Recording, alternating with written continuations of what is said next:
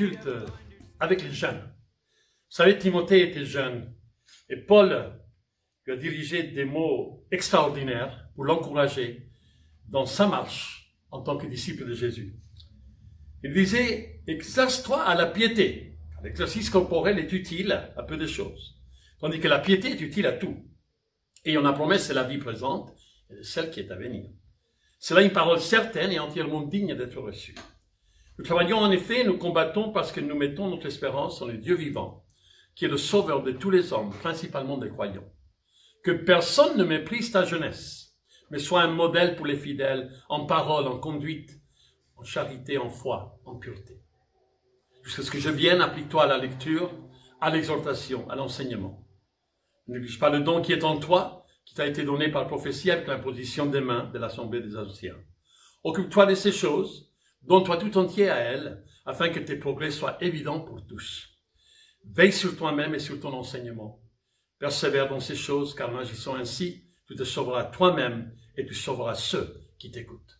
Et parce qu'il y a un groupe de jeunes, il y a de l'espoir pour l'Église. Nous sommes vraiment dans la joie de pouvoir vivre ce culte. Que Dieu vous bénisse avec ce temps de louange. Amen. Bonjour tout le monde, merci d'être là avec nous ce matin. J'ai l'honneur de faire la louange pour le groupe de jeunes ce matin avec Adriel et Loïs. Donc merci de passer ce temps avec nous et j'espère qu'on va vraiment pouvoir vous entraîner dans la louange. Donc je vais commencer ce moment d'abord par un moment de prière pour remettre ça entre les mains de Dieu. Donc, Seigneur mon Dieu, merci pour qui tu es et pour ta présence, Père. Merci parce que tu as permis qu'on puisse se rassembler ici, ensemble, Père, afin d'élever nos voix et vraiment te louer et t'adorer pour qui tu es. Merci de permettre qu'au travers de chacun de ces écrans, Père, que chacun puisse avoir la liberté de te louer, de t'adorer pour qui tu es, que chacun puisse vraiment rentrer dans ta présence et que ton Saint-Esprit fasse son travail dans nos cœurs, dans nos âmes, et qu'on puisse juste vraiment être libre en toi, Père. Dans le nom de Jésus, j'ai prié. Amen. Amen.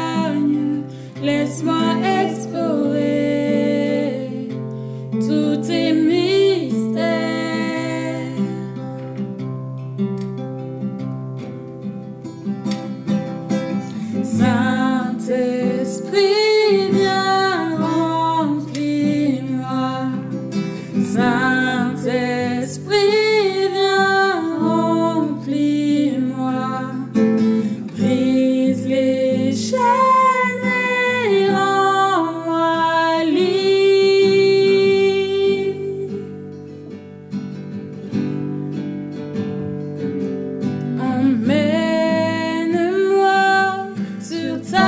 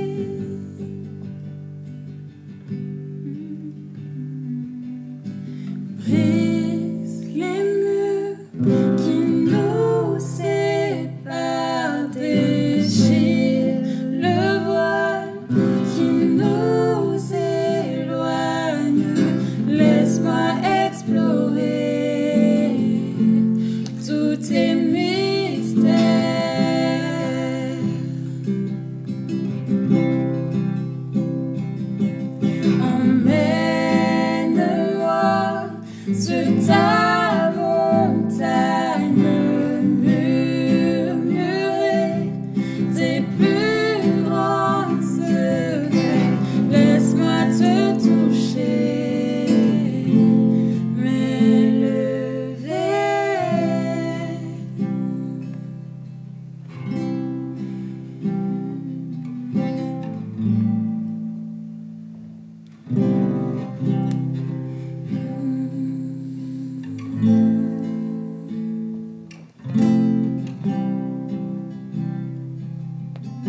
Il y a une grâce quand mon cœur traverse le feu,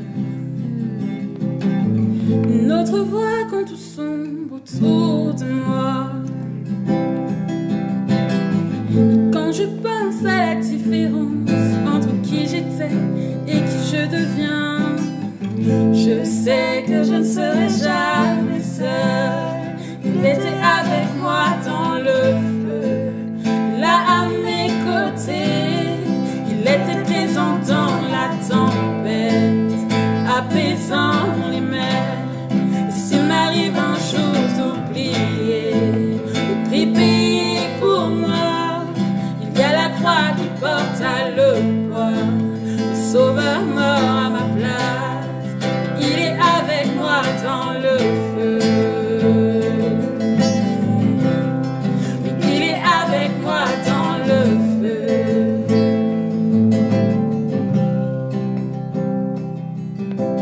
Toute ma dette acquittée, oui, à tout jamais. Le péché n'a plus aucun pouvoir sur ma vie. Et s'il m'arrivait de retomber entre qui j'étais et qui je deviens, combien même je ne céderai pas à ce monde.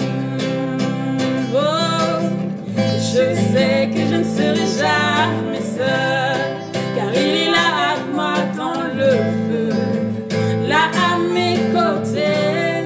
Oui, il est présent dans la tempête, apaisant les mers. Et s'il m'arrive un jour d'oublier la puissance de sa grâce, il y a un tombeau qui est bien vide, et cette puissance vit en moi. Il est avec moi dans le feu. Oh, oui, il est avec moi dans le feu. Oh,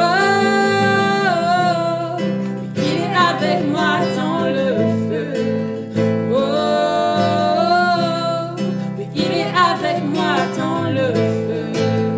Oh,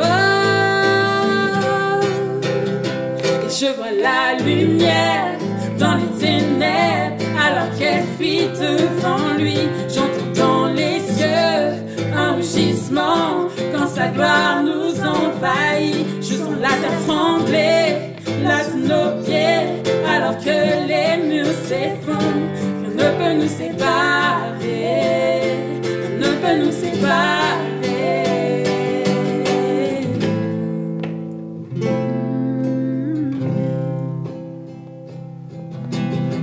Il n'y a aucun autre nom comme le nom de Jésus, lui qui était et qui est et sera à jamais. Donc peu importe ce qu'il adviendra entre qui je suis et qui je deviens, je sais que je ne serai jamais seule. Oh, je sais que je ne serai jamais seule. Il sera avec moi dans le feu, là à mes côtés. Il sera présent dans la tempête, apaisant les mers. Et s'il m'arrive un jour d'oublier ta bonté envers moi, je me réjouirai même dans l'épreuve, car je sais que tu es là. Et je vois la lumière dans les ténèbres, alors qu'elle fuit devant lui. J'entends dans les cieux un rugissement quand sa gloire nous envahit. Je sens la terre trembler là sous nos pieds, alors que les murs s'effondrent. Rien ne nous peut séparer, rien ne peut nous séparer. et je vois la lumière dans les ténèbres, alors qu'elle fuit devant lui. J'entends dans les cieux un rugissement quand sa gloire nous envahit. Je sens la terre trembler, là sous nos pieds, alors que les murs s'effondrent. Ne peut nous séparer, ne peut nous séparer.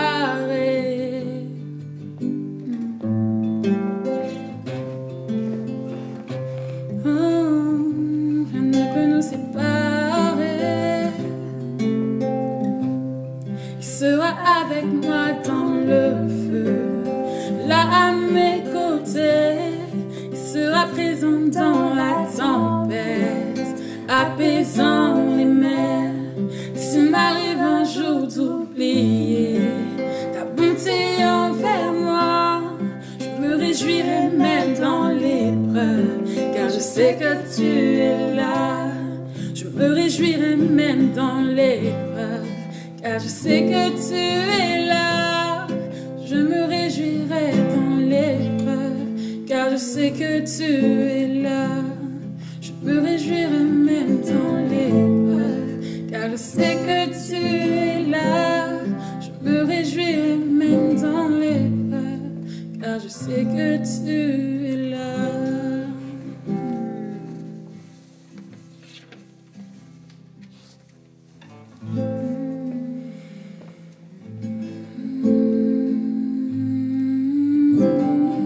Oui, Saint-Esprit, continue ton travail dans nos vies, Seigneur. Reçois nos chants d'adoration, que ton nom soit élevé, Seigneur, sur la terre comme au ciel. Prends la place dans ce lieu, Seigneur. Reçois nos voix, Seigneur. Seigneur, merci pour qui tu es, pour ton sacrifice. Jamais tu ne nous abandonnes. Dans la crainte, tu es là, tu nous soutiens, Seigneur.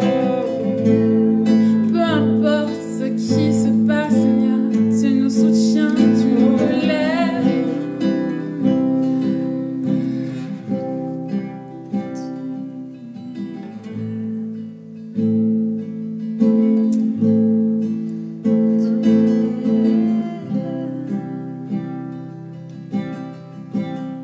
J'ai cet espoir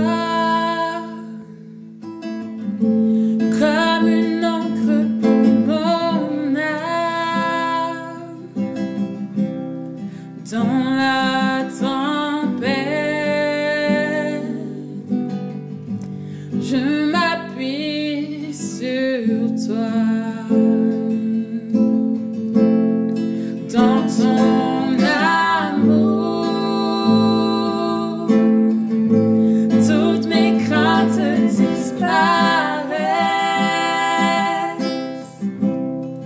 En toutes choses,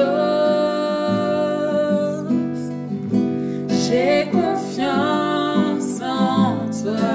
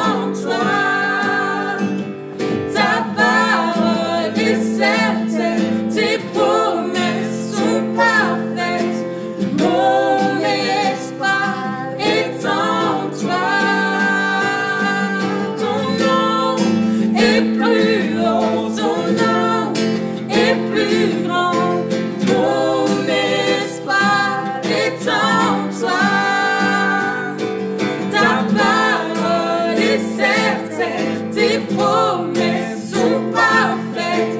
Mon espoir est en toi.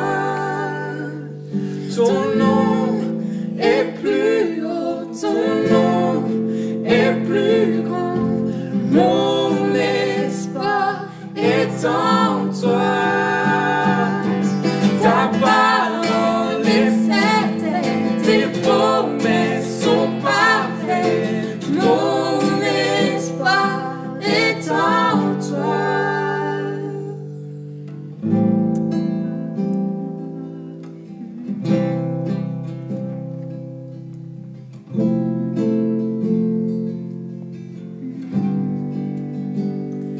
Mon espoir est assuré à la croix. Tu as tout donné, tu nous as rachetés. Cet espoir est une ordre pour mon âme, inébranlable est notre Dieu.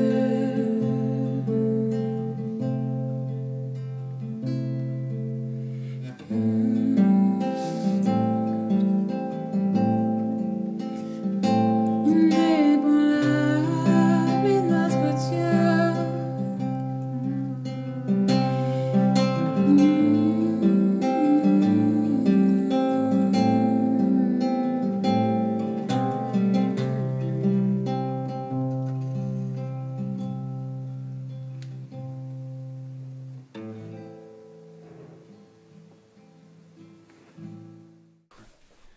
Donc je vais vous partager le témoignage de la peur qui était dans ma vie. C'était la peur de l'avenir, la peur de mon avenir, de ce que j'allais devenir dans mon futur.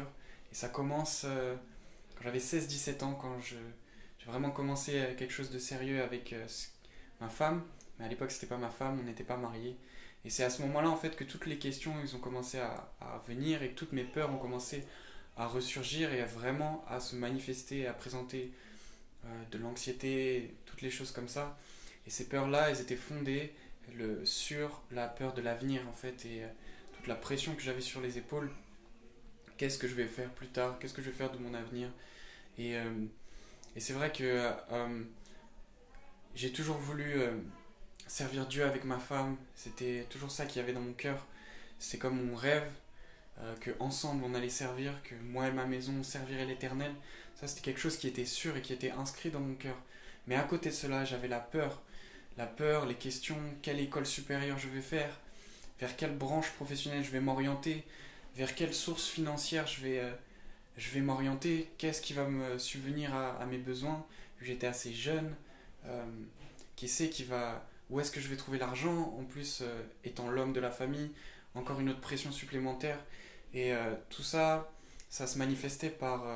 je faisais tout ce que j'avais pas envie de faire, parce que la peur vraiment me tenait tétanisé de faire un pas, de prendre un risque. Et par la grâce de Dieu, ce qui s'est passé, donc c'est ce qui fait partie de mon témoignage, c'est que finalement on s'est mariés en 2016, j'avais 21 ans. Et tout de suite après notre mariage, 2 semaines après, on a pris l'argent qu'on a reçu comme cadeau à notre mariage. Et avec cet argent, on est parti aller se former en Afrique du Sud, dans la ville du Cap. Et on a pris ce risque et on a fait une école de disciples là-bas pour être missionnaire en fait. Et on est parti se former, c'était une école de 6 mois. Et en fait ça c'était vraiment un pas de foi que j'avais fait pour la première fois de ma vie, aller à l'encontre de cette peur, aller à l'encontre de tout ce qu'il y avait sur mes épaules, toute la pression, toutes les questions financières. Et j'ai fait ce pas-là pour la première fois de ma vie. Et on est parti, moi et ma femme, cette année 2016 en Afrique du Sud, ne connaissant que quelques personnes là-bas qu'on avait eues au téléphone. Et une fois arrivé là-bas, forcément toutes mes questions envers Dieu, elles étaient ok, comment je vais subvenir à mes besoins là-bas? Comment est-ce que Dieu, tu es si réel que tu vas prendre soin de moi? Et j'ai besoin en quelque sorte de subvenir à mon foyer maintenant. Et je me rappelle une des premières nuits où on a passé donc, dans ce bâtiment, cette école de mission. On était allé faire des courses et j'avais oublié d'acheter du dentifrice et du savon. Et donc on est revenu à la chambre, on avait acheté tout le nécessaire pour hygiénique et tout ça, mais j'avais oublié le savon et le dentifrice.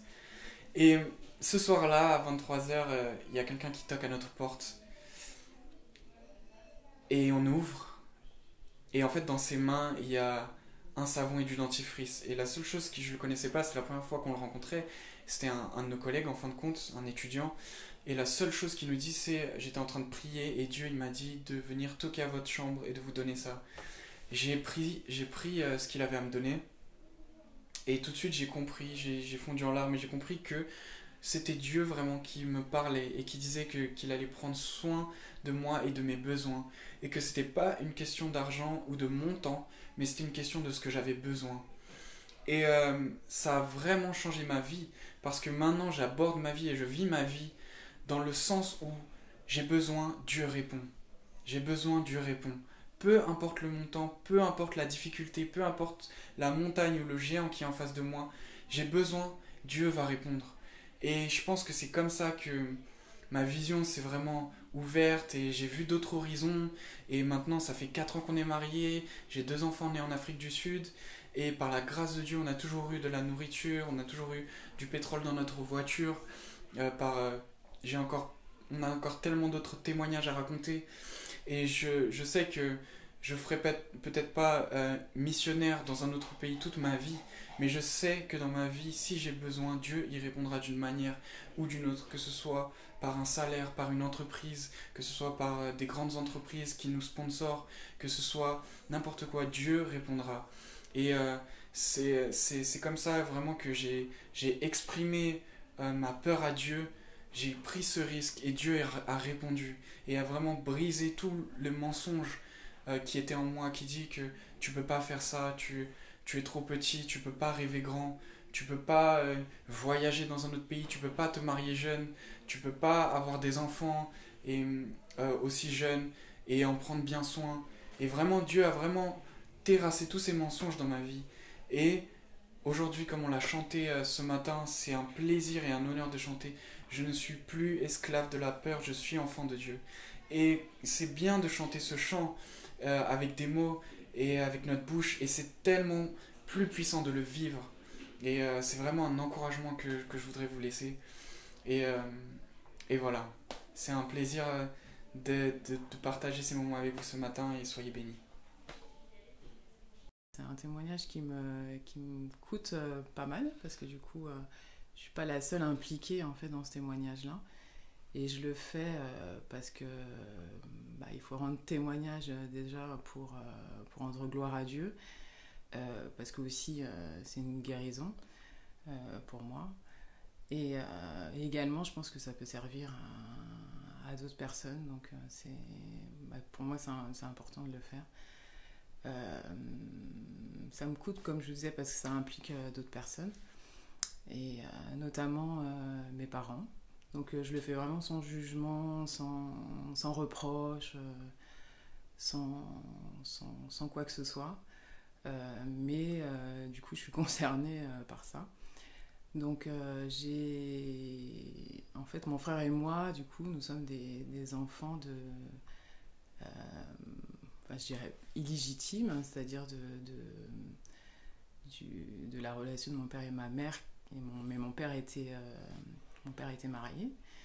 Et donc du coup, on a été un peu, on va dire, cachés, c'est-à-dire que j'étais en nourrice jusqu'à l'âge de 8 ans, mon frère également jusqu'à l'âge de 14 ans. Donc c'était... en fait, on ne s'est pas franchement rendu compte de ça étant petit, en tout cas de l'impact que ça pouvait avoir après sur notre vie d'adulte. Mais en grandissant, je me suis rendu compte que ça a développé en moi des peurs, et notamment la peur de l'abandon. Ça, c'est vraiment quelque chose qui a été compliqué pour moi, c'est-à-dire que dans mes relations, à chaque fois, on va dire que j'abandonnais avant qu'on m'abandonne. Il y a plusieurs réactions dans ce cas de figure, c'est-à-dire que quand on a ce sentiment d'abandon ou de rejet, on peut soit s'accrocher aux personnes, ou soit au contraire, plutôt prendre le large quand on commence à sentir que c'est compliqué. Donc dans ma relation à l'autre, ça a été, c'était un peu ça. C'était un peu, dès que je commençais à voir que c'était compliqué, je prenais du recul. Voilà, et puis il y a une autre peur aussi que du coup j'ai développée, c'est aussi la peur du jugement. Parce que voilà, il y avait toujours ce jugement par rapport au fait que moi et mon frère, on était des enfants qui n'étaient pas... il fallait qu'on soit super discret, quoi, en fait. Donc ça,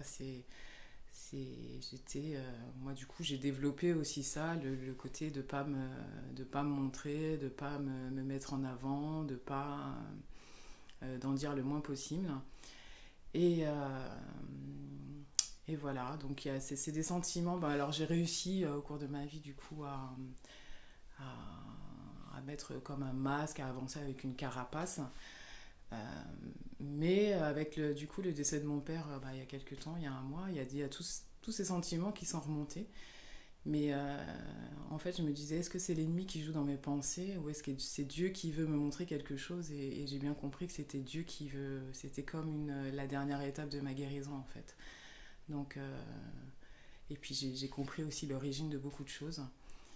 Et voilà, je remercie le Seigneur. Donc c'était des peurs, mais c'est des peurs qui ont été guéries dans un processus plutôt lent, mais en tout cas, voilà, je remercie le Seigneur parce que aujourd'hui, je me sens bien et voilà, ça va. Et, je suis passée par un long moment où j'étais un peu rentrée en moi-même, mais là, ça va. Le Seigneur m'a beaucoup aidée, il m'a beaucoup guérie par rapport à ça.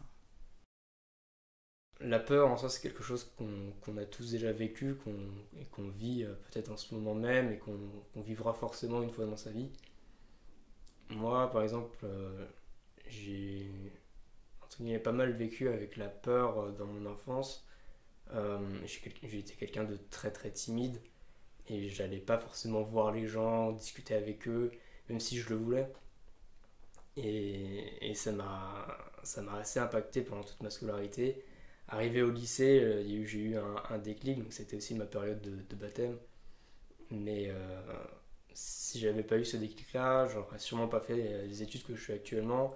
J'aurais sûrement pas fait tout ce décor-là, avec tout le matos qu'on a là, donc tout le projet que vous êtes en train de regarder.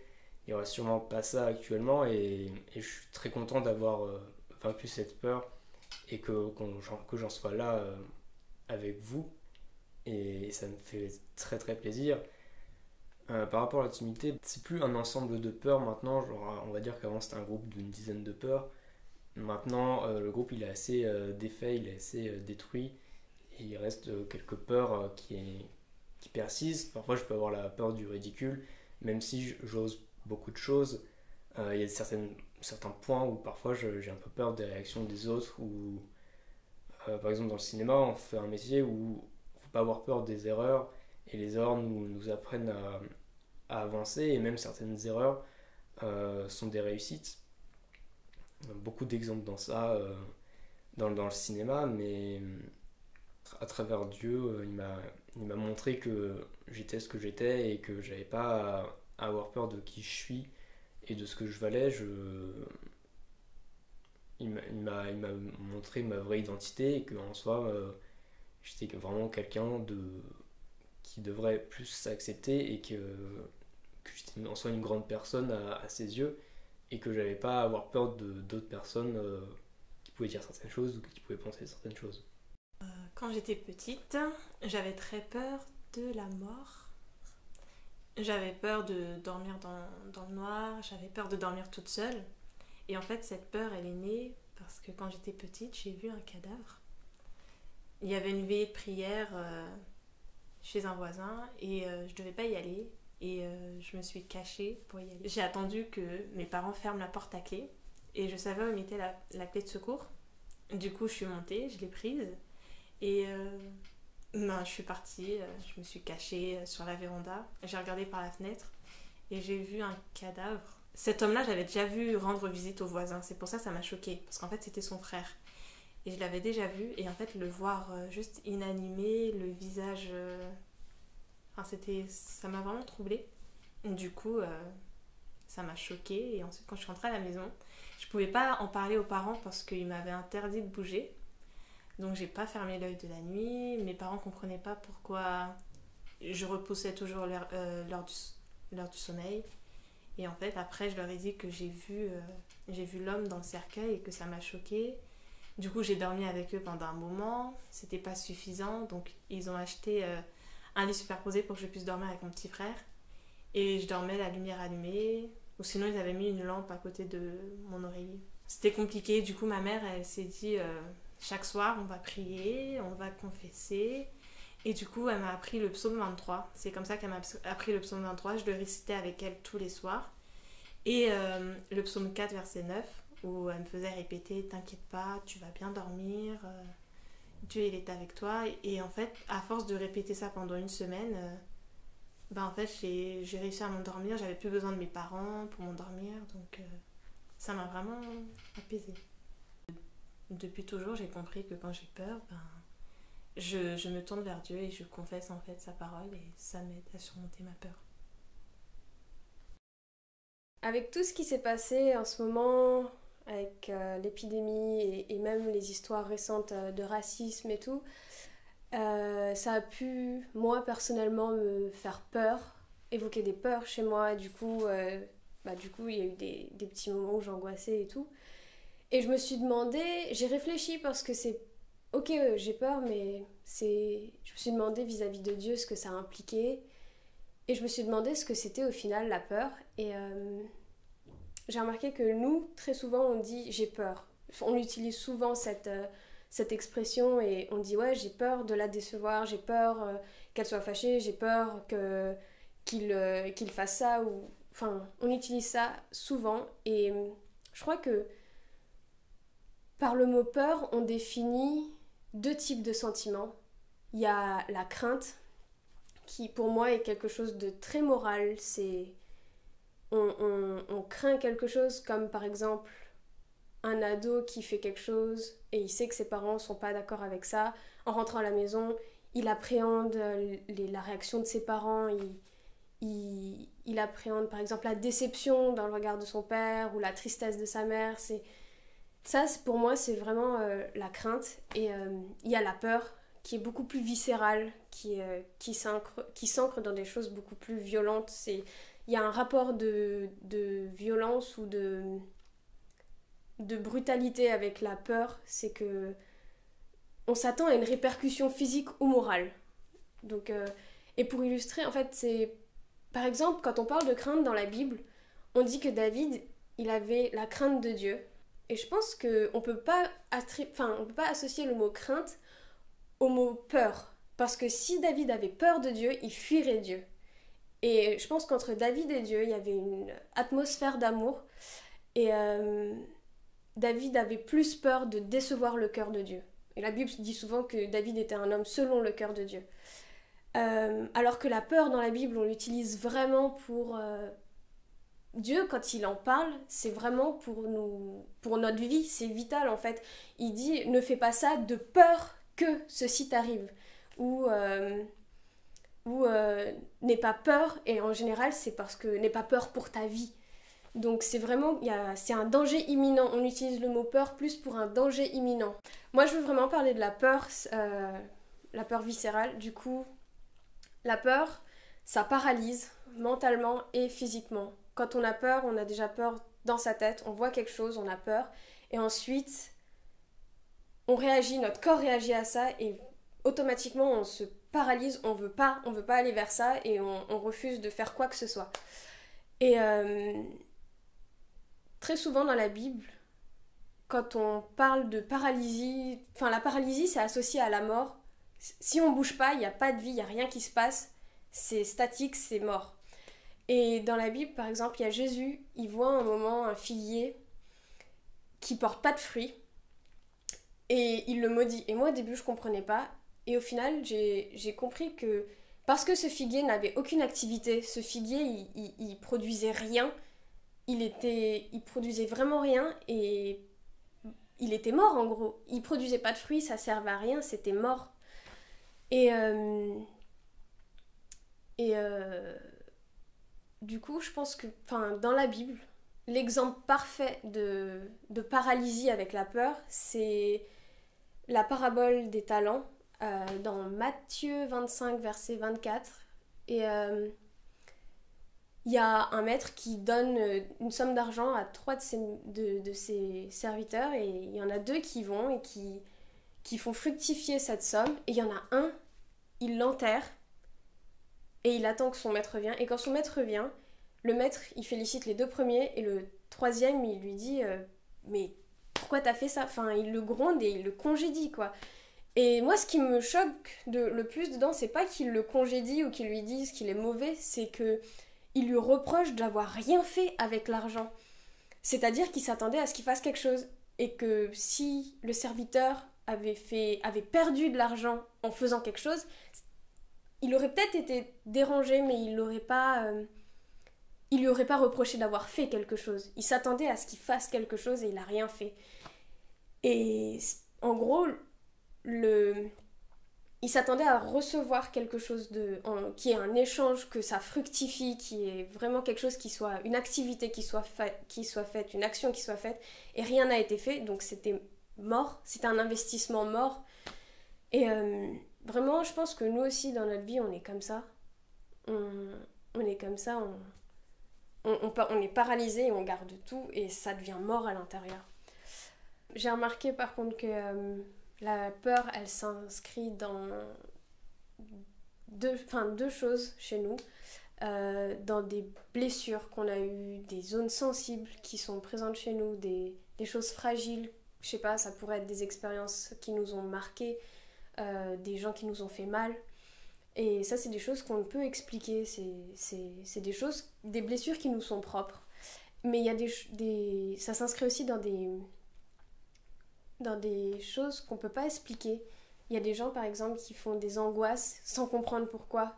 Ils réagissent à des choses sans savoir pourquoi. Et j'ai remarqué que très souvent, c'est générationnel. C'est notre mère ou notre tante ou notre grand-mère ou notre grand-père, peu importe.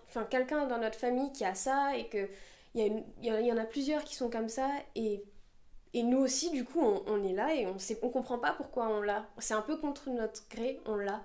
Et puis c'est tout. Et ça s'inscrit dans ces 2 domaines-là, je pense. Et la peur, la plupart du temps, se nourrit de 2 choses chez nous. C'est de notre ignorance, de ce qu'on ne connaît pas. On ne connaît pas le futur, on ne sait pas ce qui va arriver demain, on sait pas... Il y a des choses qu'on ignore dans le présent et dans le futur, et même parfois dans le passé, et ça, on ne sait pas. Et donc du coup, la deuxième chose, c'est nos pensées. On ne connaît pas, donc on se permet de penser, on se permet de se dire, ok, je ne sais pas ce qu'il y a là, mais ça se trouve, il y a ça. Ça se trouve, il va se passer ça, il va se passer ça, il va se passer ça, il va se passer ça.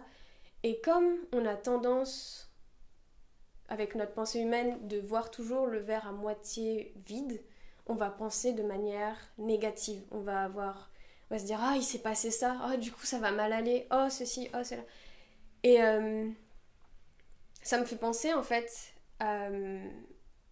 aux Israélites dans le désert, en fait...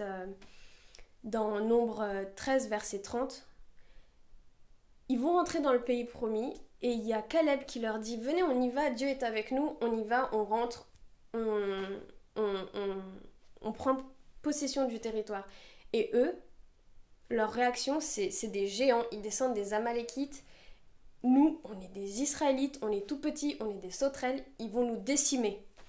Ils ont déjà projeté, en fait, qu'ils allaient perdre. Et ils ont oublié aussi que eux, ils avaient Dieu avec eux. Mais ils ont vu la grandeur et ils ont vu une montagne devant eux et ils se sont dit c'est bon, on est perdus. Et nous, dans nos vies, on fait pareil. On voit des choses qui sont plus grandes que nous, qu'on ne peut pas contrôler, et on se dit punaise, c'est plus grand que moi, je vais passer à la trappe, c'est fini pour moi. Ça peut être dans notre travail, ça peut être dans nos évaluations, nos études, face à nos enfants. Avec nos frères et sœurs, ça peut être ça s'inscrit dans plein de trucs, et on a tendance souvent à voir le verre à moitié plein. Et nous, en tant que chrétiens, très souvent notre réflexe humain, C'est de nous dire, Dieu, on a Dieu, donc on va demander à Dieu de nous aider et on aura la victoire. Et très souvent dans notre tête, victoire, c'est égal à réussite. On se dit, ouais, Dieu, il va m'aider, et du coup, je vais y arriver, je vais réussir, je vais l'avoir. Sauf que victoire, c'est pas forcément égal à réussite. La réussite, c'est ce que nous, on attend. C'est quelque chose qui nous est personnel. Moi, demain, par exemple, si je m'adresse à Dieu pour une victoire, automatiquement, je vais me dire, dans le cadre de mes examens, je vais me dire... ouais, la victoire, ça va être d'avoir mes examens, de réussir mes examens. Mais c'est quelque chose qui m'est personnel. Et parfois, la victoire, c'est pas ça. Parfois, la victoire, c'est autre chose. Ça peut être ça, mais c'est pas ça, c'est autre chose. Et c'est des choses qui sont invisibles. C'est des choses qu'on remarque pas. Parce que dans notre objectif, la victoire, ça doit être là. Alors que parfois, la victoire, elle est là ou là.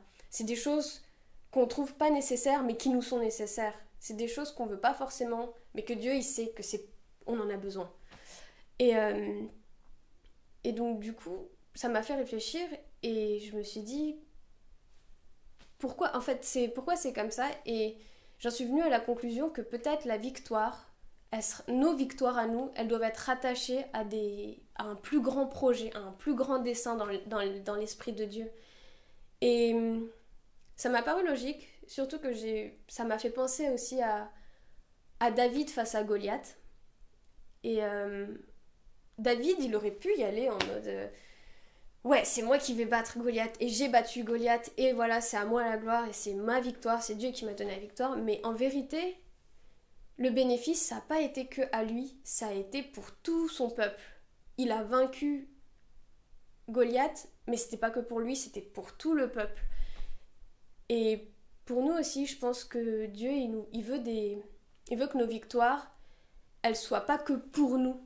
Ça n'a aucun intérêt, moi, je trouve, d'avoir une victoire qui soit que pour nous. Si demain, Dieu il me donne la victoire en me rendant riche, ça n'enrichit que moi.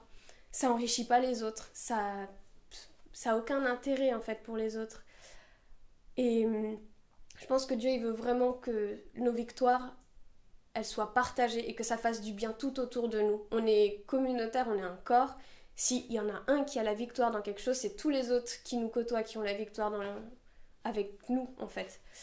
Et ça m'a fait penser au fait que nous, on n'est pas très ouverts des fois. On pense vraiment que la victoire, c'est nous. Et c'est nos petits désirs, nos attentes à nous. Et Dieu, lui, il s'attend à ce qu'on s'ouvre vraiment et qu'on le laisse agir. Et très souvent, on est très réduit, on veut pas parce que voilà, c'est nos machins. Et ça m'a fait penser à Israël qui a erré quand même 40 ans dans le désert parce qu'eux-mêmes, en fait, ils attendaient de rejoindre la terre promise, mais avec leurs attentes, leur projet de vie, ils voulaient que Dieu se plie à leurs petits projets, alors que Dieu avait de plus grands projets pour eux. Dieu avait vraiment envie qu'ils prennent possession de la terre et qu'ils réalisent ce qu'ils pouvaient faire avec. Et avec leur mentalité, c'était pas possible. C'est pour ça que Dieu a fait tourner pendant 40 ans, histoire que la mentalité de l'ancienne génération parte et qu'une nouvelle génération vienne avec une nouvelle mentalité qui pourrait ouvrir une porte pour que Dieu puisse agir à travers cette génération et que ça puisse changer les choses, qu'ils puissent vraiment réaliser et prendre vraiment possession du territoire en réalisant en fait ce qui s'offre à eux. Et je pense que nous aussi c'est pareil, il faudrait que face à la peur, on n'ait pas le réflexe, ou plutôt on ait le réflexe de réaliser qu'on est en train de nous enfermer et justement d'ouvrir pour que Dieu puisse permettre de changer des choses, d'agir et d'être libre entre guillemets de cette peur et de pouvoir de progresser avec Dieu.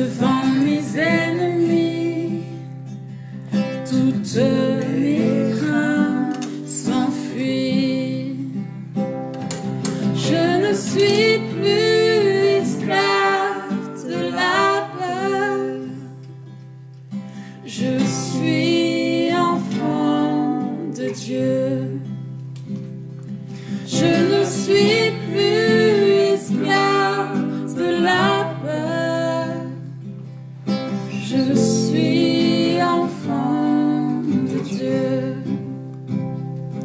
Avant ma naissance, tu m'avais choisi, appelé par mon nom. Tu m'as adopté, je suis de ta famille. Ton sang coule dans mes veines.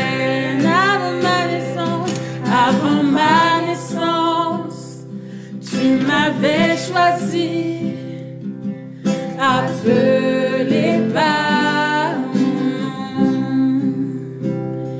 Tu m'as adopté, je suis de ta famille.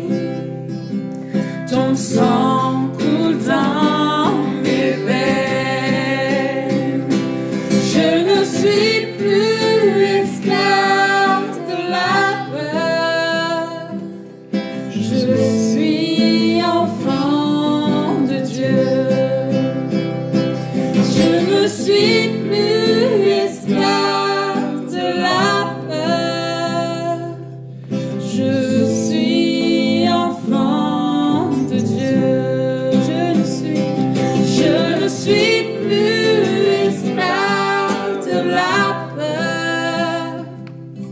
Je suis enfant de Dieu. Je ne suis plus esclave de la peur. Je suis enfant de Dieu. Oh, oh,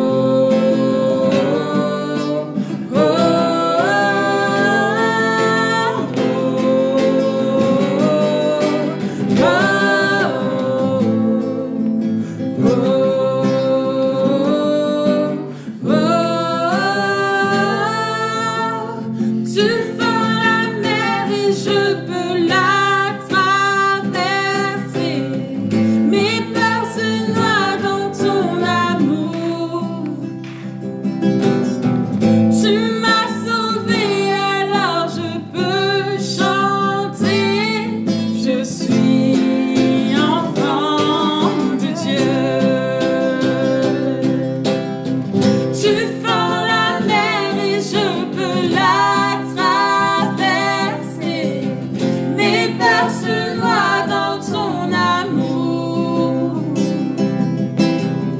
Tu m'as sauvé, alors je peux chanter. Je suis enfant de Dieu. Je suis enfant de Dieu. Je suis enfant de Dieu. Oh, oh, oh,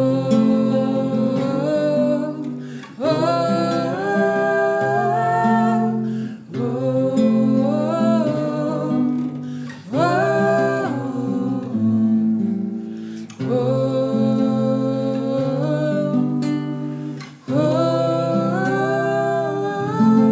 je ne suis plus esclave de la peur. Je suis enfant de Dieu. Je ne suis plus esclave de la peur. Je suis enfant de Dieu.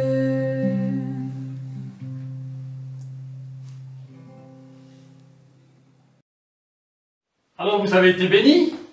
C'est extraordinaire de savoir qu'on a un groupe de jeunes qui est vivant, avec des leaders qui sont là à leur côté. Et toujours quand vous pensez au groupe de jeunes, pensez au fait qu'ils reçoivent un enseignement. Donc ensuite, ils ont des temps de communion, des temps de fraternité. Et ensuite, ils servent le Seigneur et ils donnent ce qu'ils ont reçu de tout leur cœur. Donc prions pour la jeunesse dans notre Église et que le Seigneur donc continue à fortifier chacun. Allons, servons le Seigneur sans peur et sans crainte. Dieu vous bénisse et à tout de suite au Zoom.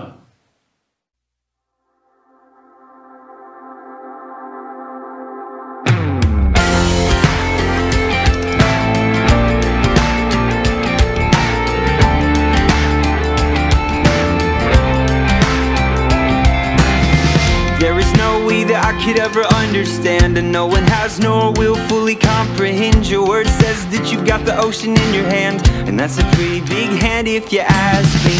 Big enough to hold all of us still, and close enough to know all our individual plans. So in my attempts to become a better man, I think I will just follow you closely. Cause I can't do this on my own. I am not alone. You promised that you would never leave or forsake us. I've got nowhere else to go. I absolutely know. You promised that you would never leave or forsake us. So I'm reminded of the times that I have been in need, when all I ever really wanted was to succeed. A nice car and a wife and a life of ease. But I believe that there's something far greater, cause now I know that my life's got a purpose. I recognize the lie that I am worthless. So good intentions or with wrong motives, oh heaven knows I depend on my Savior. Cause I can't do this on my own. I am not alone. You promised that you would never leave or forsake us. I've got nowhere else to go. I absolutely know. You promised that you would never leave or forsake us. If someone died and you're grieving, you're giving or you're receiving. If you're alive and you're breathing, then He is worthy of singing. This is a giving or taking, so please don't get me mistaken. This is about a relation to the God of creation. I said that I wanna tell you that He knows your name. He made all the stars and knows them the same. So when you start thinking about the things you wanna change, just keep in mind this one thing: we can't do this on our own, but we are not alone. He promised that He would never leave or forsake us. We've got no